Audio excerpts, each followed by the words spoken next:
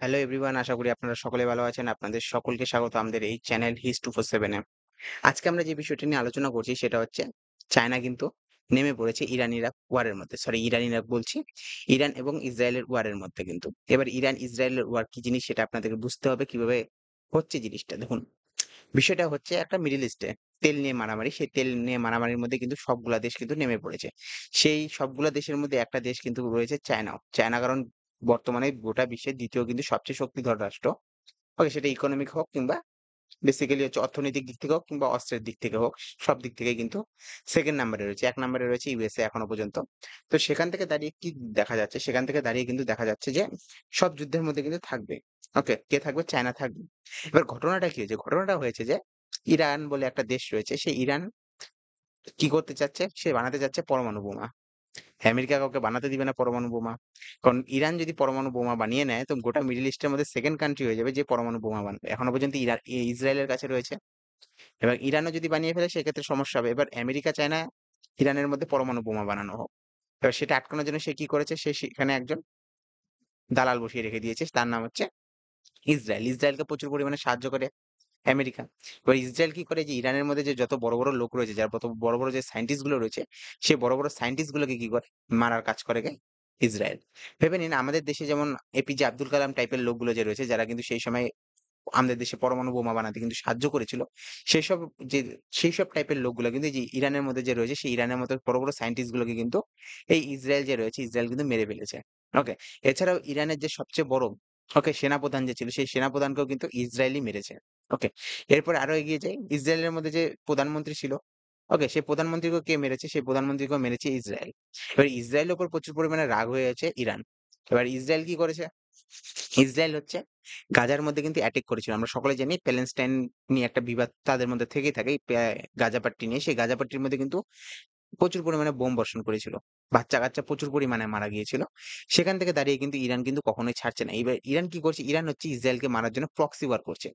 এবার ইরান যে আছে, ইরান কিন্তু একটু ডেভেলপড কান্ট্রি। এদের কাছে টেকনোলজি রয়েছে, তারা মিসাইল-টিসাইল বানাইতে পারে।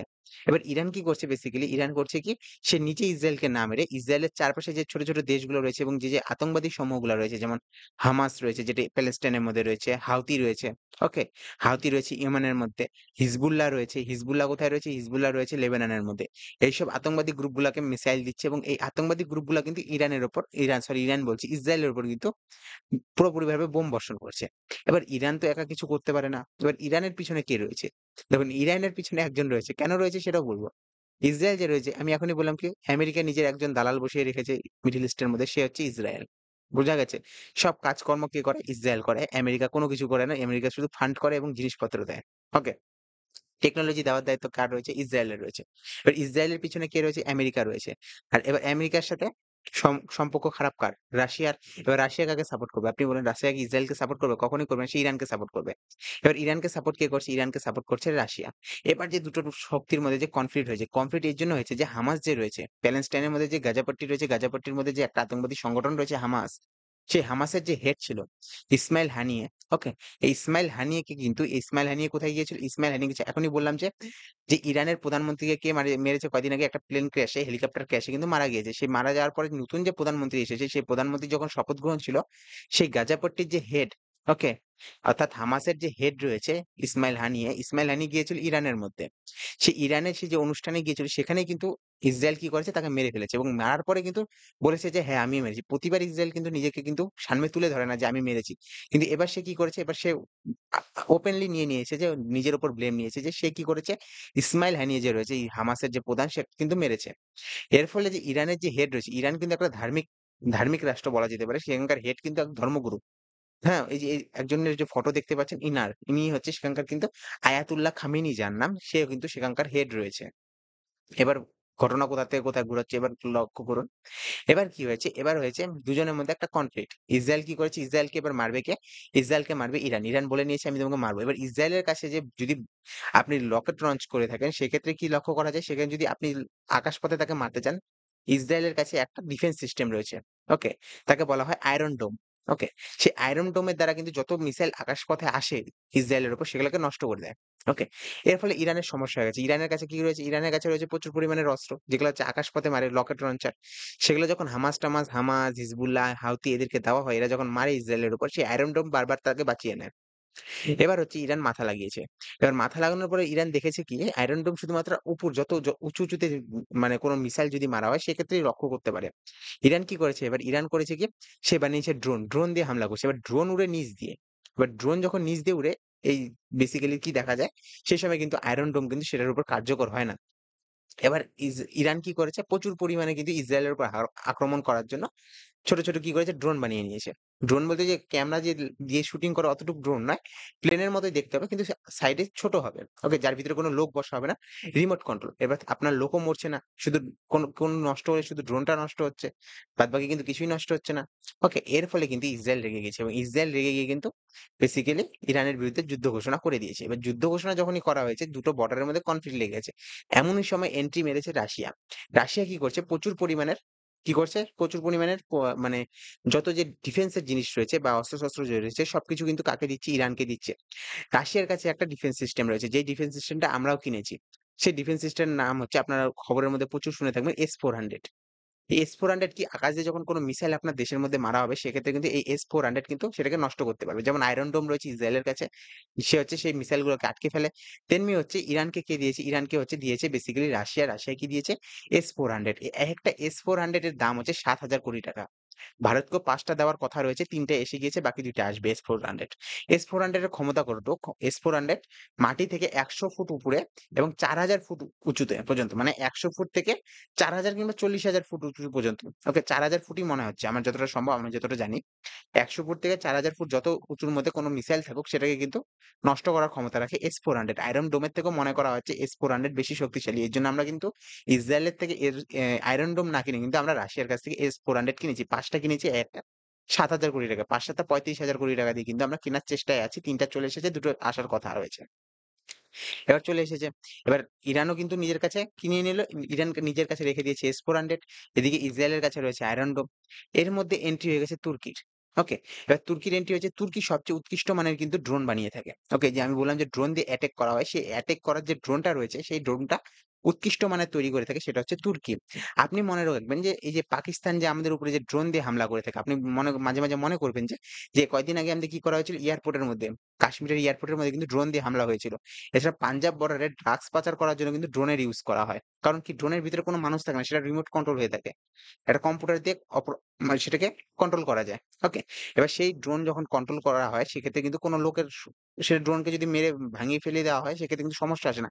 তো এই পরিমাণ ড্রোন কিন্তু দেওয়া হয়েছে। এগুলা বেসিক্যালি বানানো হয় সেটা হচ্ছে তুর্কির মধ্যে বানানো হয়। এবং তুর্কিতে বানানো হয় কিন্তু সাথে ইরানের মধ্যে প্রচুর পরিমাণে তৈরি হয়। এবার ইরানকে রাশিয়া কেন সাপোর্ট করছে? রাশিয়া এর জন্য সাপোর্ট করছে আপনি চলে যাবেন এখান থেকে একটু দূরে, সেটা হচ্ছে রাশিয়া এবং ইউক্রেনের যুদ্ধে। কারণ সবকিছুর সাথে সবকিছু মিল রয়েছে। এবার রাশিয়া এবং ইউক্রেনের যুদ্ধে কি হয়েছে? রাশিয়া এবং ইউক্রেনের যুদ্ধে যখন যুদ্ধ হচ্ছিল, আমেরিকা কি করেছিল? তার যে ড্রোন রয়েছে সেই ড্রোন গুলো কাকে দিয়েছিল? সেই ড্রোন গুলো দিয়েছিল ইউক্রেনকে। কারণ ইউএসএ বেসিক্যালি ইউক্রেনকে কিন্তু সমর্থন করে থাকে। সেক্ষেত্রে কিন্তু রাশিয়াকে সাহায্য করেছিল সেই সময় যুদ্ধে কিন্তু এই যে ইরান। ইরান তার ড্রোন গুলা যে ছিল সেই ড্রোন গুলা দিয়েছিল রাশিয়াকে। এর ফলে কিন্তু রাশিয়া অনেকটা মানে সাহায্য পেয়েছিল। তো এখন যেহেতু এই জায়গাটার যুদ্ধ লেগেছে ইসরায়েলের সাথে ইরানের, সেক্ষেত্রে রাশিয়া কিন্তু ইরানের সাথে যুক্ত হয়ে গেছে। এবার চায়না এন্ট্রি মেরেছে কোথা থেকে? চায়নার যে বিদেশমন্ত্রী রয়েছে হোয়াং হি, ওকে? হোয়াং হি কি করেছে? হোয়াং হি বিদেশ মন্ত্রী রয়েছে সেখানকার চায়নার। সে কিন্তু ইরানের সাথে বারবার কথা বলছে এবং ইরানের সাথে এবং কথা বলছে। এইখানে কিন্তু একটা আলাদা পরিবর্তন হয়েছে। চায়না বুদ্ধিমান লোক। চায়না কিন্তু ডাইরেক্ট কোন যুদ্ধে আপনি কোনদিন দেখবেন না যে চায়না কিন্তু ডাইরেক্ট যুদ্ধে লড়ছে। কারণ কি চায়নাতে রয়েছে এক না একতন্ত্র। মানে গোটা দেশের যে অর্থনীতি রয়েছে সেটা কোন প্রাইভেটাইজেশন নেই। সব কিন্তু সরকারের আন্ডারে। সরকার যা বলবে তাই হবে কিন্তু সব জায়গায়। তাই জন্য যদি সরকার কোন জায়গায় যুদ্ধে লিপ্ত হয়ে যায়, চায়না কোথাও যুদ্ধে লিপ্ত হয়ে যায়, সেক্ষেত্রে কিন্তু সেই দেশের সাপ্লাই চেইন আটকে যাবে। আর চায়নায় যদি সাপ্লাই চেইন আটকে গেল, অনেক লোক কিন্তু না খেয়ে মরে যাবে। যেমন করোনার সময় আমরা দেখেছিলাম যে করোনার সময় গোটা দেশ কিন্তু নিজের বর্ডার লক করে দিয়েছিল। সেই সময় কিন্তু চায়নাতে প্রচুর পরিমাণের হানি হয়েছিল। এবার আমরা যাচ্ছি চায়না কি করেছে? চায়না আরো বুদ্ধি লাগিয়েছে। চায়না কি করেছে? এই যে রাশিয়া এবং চায়না রয়েছে, চায়না কিন্তু সব জায়গায় এন্ট্রি করে না। চায়না কি করেছে? এই চায়না এবং রাশিয়া প্রতিবার কি করে?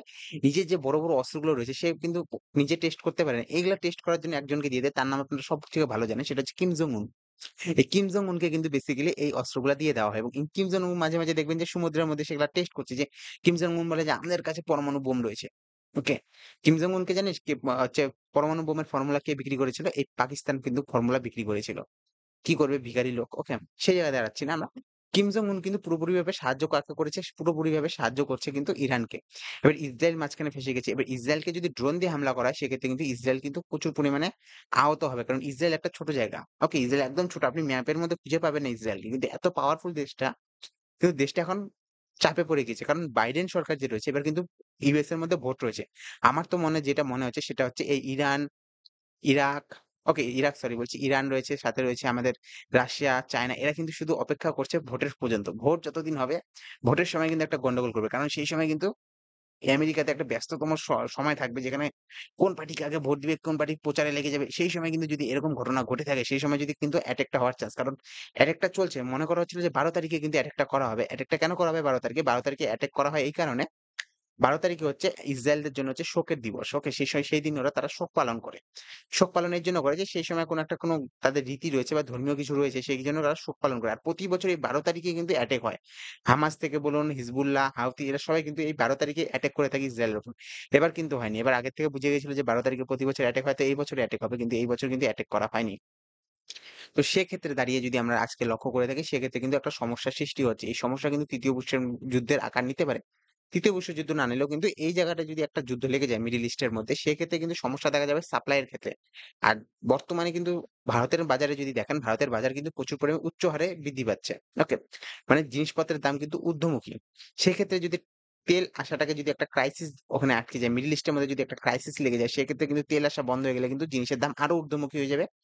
আর সমস্যার সৃষ্টি হবে। কারণ একে হচ্ছে বিজেপি সরকার কিন্তু এবার পিছিয়ে রয়েছে। মাত্র ২৪০ টা সিট পেয়েছে শুধুমাত্র এই যে ছোট, ছোট জিনিসগুলা গ্রামীণ এলাকা বা ছোট গরিব মানুষের মধ্যে যেসব জিনিসের উপর গরিব মানুষ ভিত্তি করে ভোট দিয়ে থাকে সেটা হচ্ছে এক হচ্ছে জিনিসের দাম। জিনিসের দাম কিন্তু প্রচুর পরিমাণে বৃদ্ধি পেয়েছে সেটা আটকাতে অক্ষম হয়েছে বিজেপি সরকার। সেক্ষেত্রে কিন্তু সেই জায়গা থেকে দাঁড়িয়ে কিন্তু এবার সিট কম পেয়েছে। এই কারণে বলা হচ্ছিল যে বিজেপি সরকার যদি আরো সিট কম পেত, যদি জিনিসের দাম আরো বাড়িয়ে যেত। আর আরো বেড়ে যাওয়ার কারণ হতো যদি রাশিয়া থেকে তেল ইম্পোর্ট না করত। রাশিয়া থেকে যদি তেল না কিনতো সেক্ষেত্রে কিন্তু সমস্যা হতো। এবার অনেকের মাথায় প্রশ্ন জাগছে যে তেলের সাথে আমাদের জিনিসপত্রের কি তুলনা? তেলের সাথে অনেক তুলনা রয়েছে। আপনার বাড়িতে যেই জিনিসপত্রগুলো আসে সবগুলো কিন্তু গাড়ি দিয়েই আসছে। ওকে? এক জায়গা থেকে অন্য জায়গায় মাল নিয়ে যেতে গেলে কিন্তু গাড়ি দিয়েই নিয়ে যেতে হয়। সেজন্য কিন্তু পেট্রোলের দাম বাড়লে কিন্তু প্রত্যেকটা জিনিসের দাম বেড়ে যায়। পেট্রোলের দাম একসময় কিন্তু রাশিয়া-ইউক্রেন যুদ্ধের সময় কিন্তু দেখা যাচ্ছিল যে ৳১০০ পার করে গিয়েছে। সেই জায়গা থেকে দাঁড়িয়ে এখন বিজেপি সরকার কি করবে সেটা একটা দেখার বিষয়। সেই জায়গা থেকে দাঁড়িয়ে আমরা দেখব যে, যে জায়গা থেকে যে এরা কি পদক্ষেপ নিয়ে থাকে এবং এই নিয়ে কভারেজ চলতে থাকবে। আমরা এগুলা নিয়ে ভিডিও বানাতে থাকবো। কারণ খুব দ্রুত দেখতে পাবো যে একটা কোনো ঘটনা ঘটে গিয়েছে। ঘটনাটা যেটা হবে সেটা হচ্ছে ইসরায়েলের সাথে ইরানের যুদ্ধ লেগে আর ইরান তো যুদ্ধ করার জন্য একদম রেডি। ইরান শুধু সময় খুঁজছে। কারণ কি? ইরানের এত পরিমাণে ধ্বংস করেছে ইরানকে যে ভাবার বাইরে। সে ভাবার বাইরে যেহেতু ধ্বংস করেছে, সেক্ষেত্রে কিন্তু একটা সমস্যার সৃষ্টি হবে। ইরান কিন্তু এর বদলা নিয়েই ছাড়বে। আর বদলা তো নিবেই নিবে। কারণ যেহেতু ইরানের সাথে চায়নাও চলে এসেছে, রাশিয়া চলে এসেছে। কারণ রাশিয়া কিন্তু বিনা কারণে S-400 দেয় না। ওকে? S-400 বিনা কারণে ইরানকে দেয়নি। এবং টার্কিও চলে এসেছে। টার্কি কিন্তু ন্যাটো কান্ট্রি এবং ন্যাটো মানে আপনারা জানেন যে সেটা কিন্তু আমেরিকার এলাই। এলাই থাকা সত্ত্বেও কিন্তু সে কিন্তু এবার কিন্তু ইরানকে সাপোর্ট করছে। দেখা যাবে ভবিষ্যতে কি হবে। এই চায়নাকে নিয়ে একটু সমস্যা রয়েছে এবং টার্কিকে নিয়ে সমস্যা রয়েছে। চায়না এবং টার্কি কিন্তু প্রচুর পরিমাণে বন্ধু। কেন বন্ধু কি না বন্ধু সেটা সিল্ক রোড এগুলো বহু পড়া রয়েছে। আপনাকে যদি বলা শুরু করে দিই ১-২ ঘন্টা লেগে যাবে ভিডিও বানাতে। ওকে? চলুন দেখা যাবে ভবিষ্যতে কি হয়। ভবিষ্যতে আমরা ধীরে, ধীরে জিনিসগুলো আলোচনা করব। আপনাদের যদি ভিডিও ভালো লেগে থাকে সেক্ষেত্রে আপনারা কিন্তু আমাকে সাবস্ক্রাইব করতে পারেন, শেয়ার করতে পারেন, লাইক করতে পারেন। শেয়ার না করলেও হবে, লাইক করতে পারেন। ওকে? দেখা হবে আপনাদের সাথে নেক্সট ভিডিওতে। Have a good day. Bye, bye. ভালো থাকবেন।